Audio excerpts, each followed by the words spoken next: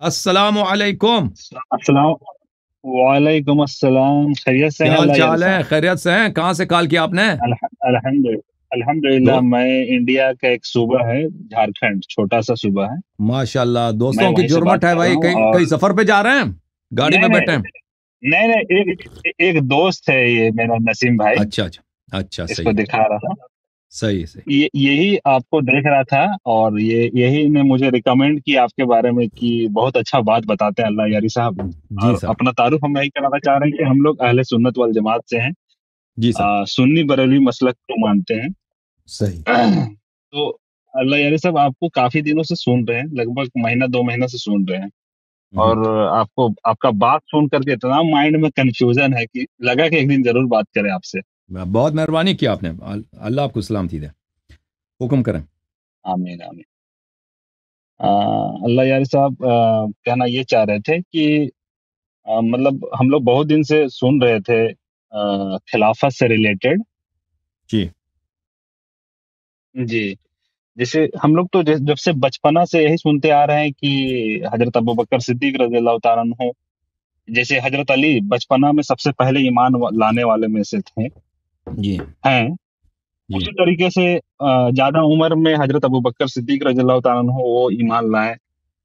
تو ان کے ساتھ میں حضور پاک صلی اللہ علیہ وسلم کے ساتھ میں شروع سے رہیں اور آخری وقت تک رہیں. تو پھر کیسے، مطلب اس طرح سے آپ بولتے ہیں تو مائنڈ پورا کنفیوز ہو جاتا ہے کہ پھر ایسا معاملہ کیسے ہو گیا. پھر ان لوگ ساتھ میں ایسا رہیں. پھر ہم تو سوچتے ہیں کہ ان لوگ کے ایمان کا لیول بہت اچھا رہا ہوگا، لیکن کیا لیول ہے ان لوگ کے ایمان کا لیول. ان لوگ جس طرح سے ہم لوگ کو خوف ہوتا ہے خدا کا کہ بھائی کیسے اللہ رسول کے خلاف ہم لوگ غلط بات بولے، تو خود رسول اللہ صلی اللہ علیہ وسلم کے ساتھ میں وہ وقت گزارے، تو اس طرح سے کیسے کر سکتے ہیں وہ بھی، ہم کو یہی سمجھ میں نہیں آ رہا.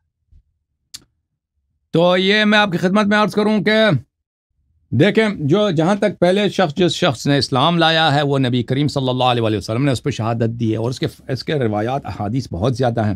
میں آپ کو کچھ احادیث روایات اس کا دکھا دیتا ہوں، اور انشاءاللہ تبارک و تعالی اور علماء کے اقوال. یہ ملاحظہ فرمائیے، کتاب ہے مسند احمد ابن حنبل، جلد نمبر 5. مسند ہے احمد ابن حنبل صاحب کی، جلد نمبر ہے 5، چاپ دار احیاء تراث العربی، بیروت لبنان میں چھپی ہے سنہ 1415 میں. یہاں پہ صفحہ نمبر 662. یہ چائے آپ نے دیکھا نا، یہ کوئی بعد میں بات بگنگڑ نہ بنائے، یہ سبز چائے ہے اس لیے. جی ہاں سبز چائے پینے کی عادت ہے. اچھا، یہاں پہ حدیث نمبر 19796 ہے، صفحہ نمبر 662 میں. یہاں پہ حدیث ہے، وہاں پہ اما کہ رسول اللہ صلی اللہ علیہ وآلہ وسلم نے بی بی سلام اللہ علیہ حضرت زہرا سے فرمایا، ما ترضین انی زوجتک اقدم امتی سلما واکثرهم علما واعظمهم حلما. کیا آپ اس بات پہ راضی نہیں ہے کہ میں نے آپ کے لیے جو شوہر انتخاب کیا اور جس سے آپ کی شادی کرائی ہے وہ میرے امت میں سے اقدمهم سلما، سب سے پہلے مسلمان ہیں، واکثرهم علما، اور سب سے زیادہ ان کا علم ہے، واعظمهم حلما، اور سب سے زیادہ ان کا صبر اور ان کا برداشت اور ان کا عقل سب سے زیادہ ہے. ٹھیک ہے نا؟ تو یہ رسول پاک صلی اللہ علیہ وسلم کی شہادت ہے کہ سب سے پہلا مسلمان کون ہے؟ امیر المؤمنین علیہ الصلاۃ والسلام. اس کے علاوہ میں آپ کی خدمت میں علماء کے اقوال تو بہت سارے ہیں، انشاءاللہ میں کبھی اس کو مزید تفصیل سے بتاؤں گا، لیکن ابھی اختصار کے ساتھ. یہ کتاب ہے معرفت علوم الحدیث للحاکم النیشابوری. کتاب چھپی ہے المکتبۃ العلمیہ بالمدینہ المنورہ، کتاب مدینہ میں چھپی ہے. یہ حاکم نیشابوری کے مشہور و معروف کتاب ہے معرفت علوم الحدیث. ابو عبداللہ الحافظ النیسابوری، علوم حدیث میں ایک بہت ہی اہم کتاب ہے. یہ کتاب چھپی ہے مدینہ منورہ میں سنہ 1977 میں. یہاں میں آپ کو لے کے چلتا ہوں اس کتاب میں صفحہ نمبر 22 میں، میرے بھائی صفحہ نمبر 22 میں یہاں پر ذکر نوع السابع من معرفت انواع الحدیث. بلی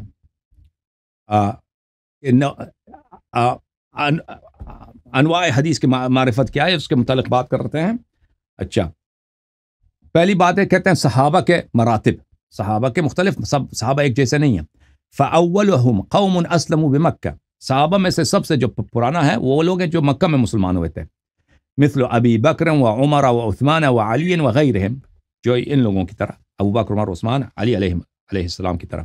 ولا اعلم خلافا بین اصحاب التواریخ، اور کہتا ہے یہ مسئلہ اس میں اختلاف ہی نہیں ہے اہل تاریخ میں، ان علی بن ابی طالب رضی اللہ عنہ اولہم اسلاما، کہ امیر المؤمنین علی علیہ السلام سب سے پہلے مسلمان ہیں، اس میں اختلاف ہی نہیں ہے، ٹھیک ہے نا۔ یہ جو کہتا ہے نا کہ ابو بکر بوڑھوں میں ہے، ابو بکر بوڑھوں میں ہے، امیر المؤمنین بچوں میں ہے، اس لیے اسی بات کے لیے تاکہ اعتراف نہ کریں کہ سب سے پہلے کون ہے، سب سے پہلے نبی صلی اللہ علیہ وسلم کا امتی کون ہے، اس کو اعتراف نہ کریں، اس کے لیے وہ کہتے ہیں کہ بھائی کیا ہے کہ یہ بوڑھوں میں فلان، اب عورتوں میں فلان ہے، بوڑھوں میں کون ہے۔ اچھا میں ایک اور کتاب، اس سے بلکہ کہانی اس سے زیادہ اہم ہے، یہ کتاب فضائل الصحابہ لأحمد بن حنبل، کتاب چھپی ہے دار ابن الجوزی میں سنہ 1999 میں۔ اس کتاب میں آپ کو چلتا ہوں صفحہ نمبر 823 میں، صفحہ نمبر 823، یہ صفحہ نمبر 823 ہے، یہ حدیث نمبر ہے 1130 ہے۔ اس میں اگلے صفحے ہم جاتے ہیں، روایت کرتے ہیں سلمان سے، سمعت حبیبی رسول اللہ صلی اللہ علیہ وآلہ وسلم یقول، میں نے اپنے حبیب حضرت رسالت پناہ صلی اللہ علیہ وآلہ وسلم سے سنا، كنا انا وعلي نورا بين يدي الله عز وجل قبل ان يخلق آدم ب14,000 عام، کہ میں اور علی علیہ السلام، رسول اللہ صلی اللہ علیہ وسلم نے کہا میں اور میرا بھائی علی علیہ السلام ہم ایک ہی نور تھے اللہ تعالیٰ کے سامنے، اس سے پہلے آدم کی خلقت سے 14,000 سال پہلے۔ فلما خلق اللہ آدم قسم ذلك النور جزئین، اور جب اللہ تعالیٰ نے آدم علیہ السلام کو خلق کیا تو اس نور کے 2 ٹکڑے کر دیے، فجزء انا وجزء علی علیہ السلام، تو ایک جز میں ہوں اور ایک جز علی علیہ السلام ہے۔ یہ کون سی کتاب ہے؟ یہ کتاب فضائل الصحابہ۔ ایک اور بھی کتاب میں آپ کی خدمت میں لا دوں، ایک منٹ، یہ احمد بن حنبل کی ایک اور کتاب لاتا ہوں۔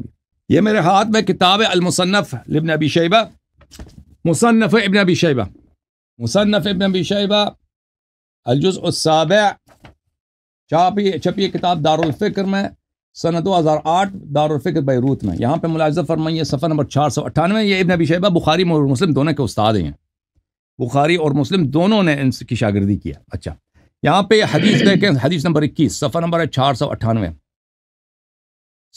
اچھا عباد ابن عبداللہ کہتے ہیں سمعت علی علیہ السلام، میں نے سنا علی علیہ السلام سے، انا عبداللہ واخو رسول اللہ وانا الصدیق الاکبر، میں اللہ کا بندہ ہوں اور میں نبی صلی اللہ علیہ وسلم کا بھائی ہوں، کیونکہ پیغمبر صلی اللہ علیہ وسلم نے جب مواخات کیا تھا نا، صحابہ کو آپس میں بھائی بنایا تھا، کس کو اپنا بھائی بنایا تھا؟ علی علیہ السلام کو اپنے لیے بھائی بنایا تھا۔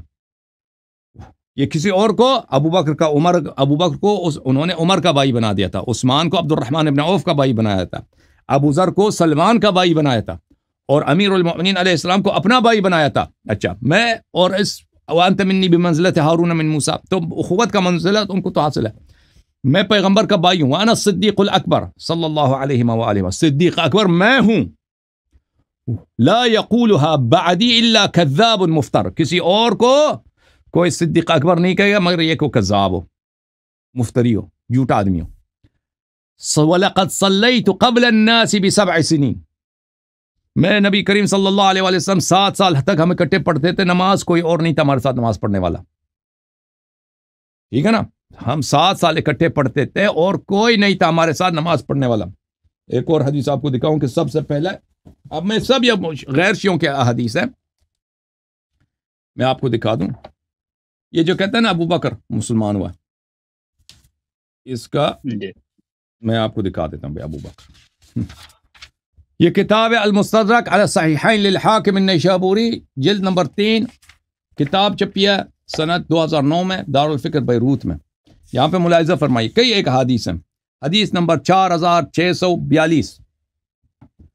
اچھا جی، عن عباد بن عبد الله الأسدي عن علي عليه السلام قال، علي عليه السلام، إني عبد الله وأخو رسول الله صلى الله عليه وآله وسلم وأنا الصديق الأكبر لا يقولها بعد إلا كاذب، صليت قبل الناس ب7 سنين قبل أن يعبده أحد من هذه الأمة، صدیق اکبر میں ہوں، میں پیغمبر کا بھائی میں ہوں، اللہ کا بندہ میں ہوں، رسول اللہ صلی اللہ علیہ وسلم کے ساتھ ہم 7 سال اکٹھے نماز پڑھتے تھے، ہمارے ساتھ کوئی اس امت میں سے کوئی نہیں تھا نماز پڑھنے والا۔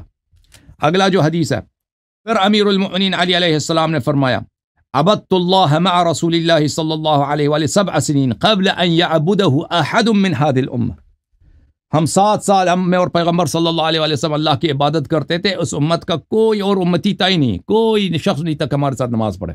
اچھا، اس کے علاوہ اللہ تعالیٰ آپ کا بھلا کرے، اس کے بعد بھی بہت سارے احادیث ہیں، ٹھیک ہے نا۔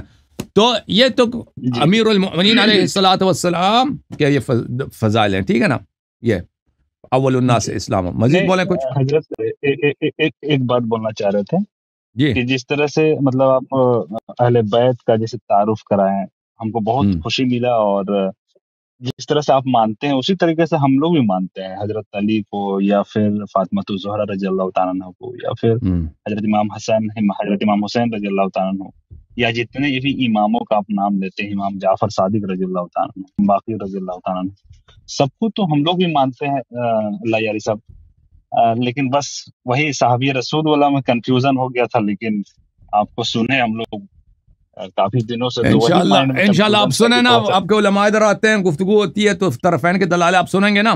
جی ہاں، تو ابھی تو آپ کے علماء آتے بھی نہیں ہیں نا۔ مانتے ہیں حضرت، وہ حدیث کو بھی مانتے ہیں، من کنت مولا فہذا علی مولا، جس کا میں مولا اس کا علی مولا، اس کو وہ چیز کو بھی میں بھی دل سے مانتا ہوں۔ نماز کے بارے میں بھی آپ بتائے تھے کہ سب نماز آپ لوگ اہل سنت والے سب کا باطل ہے، تو ہم لوگ جتنا بھی مطلب ابھی تک حدیث میں دیکھے یا کوئی علماء لوگ بتائیں ہم لوگوں کو کہ جب بھی نماز پڑھنا ہاتھ باندھ کر کے نماز پڑھنا، اور آپ بتائے تھے کہ ہاتھ باندھ کے نماز درست ہی نہیں، سب نماز باطل ہے، تو کیسے ہم لوگ کا حدیث سے مطلب غلط ہے، یہ تھوڑا سا آپ اپنے حساب سے تھوڑا سا ہم لوگ کو بتا دیجیے۔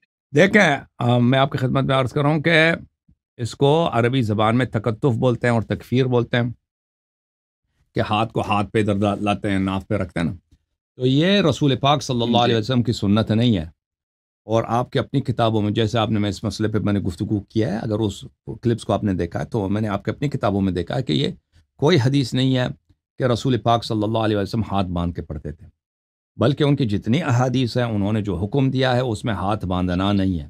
اگر رسول پاک صلی اللہ علیہ وسلم ہاتھ باندھتے تھے، نماز ہاتھ باندھ کے پڑھتے تھے، تو اس کے احادیث بے انتہا ہونی چاہیے، اس کے حدیث، کیونکہ پیغمبر ایسا وہ جب بھی کھڑے ہو گئے پیغمبر نے ہاتھ باندھ کے نماز پڑھی، اس کا حدیث تو کوئی بھی حدیث نہیں ہے، کوئی بھی حدیث نہیں ہے، کوئی بھی حدیث، ہاں کوئی حدیث آپ لوگوں کے ہاں، ہمارے ہاں تو چھوڑیے، اب آپ لوگوں کے ہاں بھی کوئی ہے۔ اسی لیے مالک جو ہے نا، مالک ابن انس، ایک بہت بڑا فرقہ ہے آپ لوگوں کا، وہ مالکیہ کہلاتے ہیں، وہ لوگ ہاتھ کھول کے نماز پڑھتے ہیں، نماز فرض میں وہ ہاتھ کھول کے پڑھتے ہیں، اور وہ کہتے ہیں کہ اگر آپ نماز نافلہ پڑھتے ہیں، سنت کی نماز پڑھتے ہیں، تو اس میں اگر آپ تک جاتے ہیں تو تھکاوٹ دور کرنے کے لیے ہاتھ اپنے پیٹ میں ڈال دیں۔ تو یہ مالکی اسی طرح حدیث کوئی نہیں ہے۔ رسول اللہ صلی اللہ علیہ وسلم کے نماز کی حدیث آپ کی کتابوں میں ہیں، اس کے حدیث اس میں یہی ہے کہ پیغمبر صلی اللہ علیہ وسلم نماز کا حکم دیتے تھے اور نہیں فرماتے تھے کہ ہاتھ باندھ لیا کرو۔ پھر اہل بیت طاہرین علیہ السلام کے احادیث ہیں، ان کے احادیث واضح ہیں کہ انہوں نے منع فرمایا کہ جو ہاتھ باندھ کے نماز پڑھتا ہے اس کی نماز باطل ہوتی ہے۔ اوکے، یہ اہل بیت علیہ السلام کے فرامین ہے ہمارے کتابوں میں۔ حضرت ایک چھوٹا سا اور کوشچن تھا، ایک کوشچن اور تھا حضرت، یہ مسلم شریف کا حدیث نمبر 4093 کا، اس میں عربک لکھا ہوا ہے، عربک اتنے اچھا آتا نہیں ہے حضرت آپ کے جیسا، جی سر، لیکن پھر بھی میں پڑھ رہا ہوں۔ مسلم شریف اگر آپ کے پاس ہے تو کھول کے تھوڑا سا دیکھیں گے آپ۔ میں دیکھ رہا ہوں، آپ پڑھ لیں 4093 آپ کو پڑھنا شروع کریں۔ جی آپ ہی پڑھ لیجیے نا اللہ یاری صاحب۔ اچھا 4093 میں نمبرنگ میں آگے پیچھے ہو جاتا ہے نا، میں کھول لیتا ہوں۔ کس موضوع پر ہے وہ حدیث؟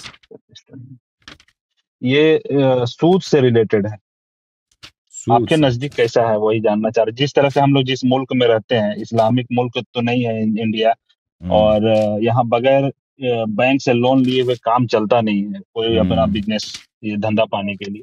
دیکھیں یہ سود کا مسئلہ جو ہے نا، اس میں کچھ تفصیل ہے۔ سود آدمی جو لیتا ہے اس میں تو شک نہیں کہ حرام ہے سود لینا، مگر یہ کہ کافر سے آدمی لے، کافر سے سود لینا جائز ہے۔ سود لینا، سود دینا، سود جہاں تک سود دینے کا تعلق ہے کہ آپ مجبوری میں کہیں قرضہ لے کر سود دے سکتے ہیں، اس کا آپ ابھی انتظار کریں، اس کے متعلق میں کبھی لیکچر دوں گا نا تو اس میں واضح ہو جائے گا، ٹھیک ہے نا۔ ابھی سر یہ تھوڑا سا جو بتا دیتے ہیں سود نا، کا ہم لوگ اپنا کوئی ربا بزنس جو ہے اسٹارٹ کرنا چاہ رہے ہاں ربا کا جو ہے اس میں جو واضح ہے وہ یہ کہ آپ سود نہیں لے سکتے، اور جن لوگوں نے سود لیا ہے پہلے پتہ نہیں تھا، یا کسی کے والد نے سود لیا ہے، اب اس کو ارث میں ملا ہے، اس کو پتہ نہیں کہ کون سا سود کا حصہ ہے، تو یہ اس کے لیے جائز ہے اس کا کھانا، اگر اس کو پتہ نہیں ہے۔ ہیں، جائز لیکن ہے جہاں مطلب تک ہم لوگ سود دے سکتے نہیں ہیں نہیں نا بینک میں؟ نہیں نہیں نہیں نہیں نہیں نہیں آپ سن لینا ابھی، اچھا آپ سن لیں، آن لائن سن لیں، تھینک یو سر۔ جہاں دیکھیں سود، جہاں تک سود کسی شخص نے سود لیا ہے پہلے، اس کو پتہ نہیں تھا، حرام تھا، ٹھیک ہے نا، اب اس کے مال میں وہ مکس ہو گیا ہے، تو اس کے لیے وہ جائز ہے، اس کا پورا مال، بھلے اس کا مال پورا جائز ہے اس کے لیے، کیونکہ قرآن کی آیت ہے الا ما سلف۔ اور اگر کسی شخص کو ارث میں مال ملتا ہے کہ اس میں سود کا پیسہ بھی ہے، اس کو پتہ نہیں کہ کون سا سود ہے، بشرط کہ اس کو پتہ نہ ہو، ٹھیک ہے نا، تو وہ بھی اس کے لیے جائز ہے۔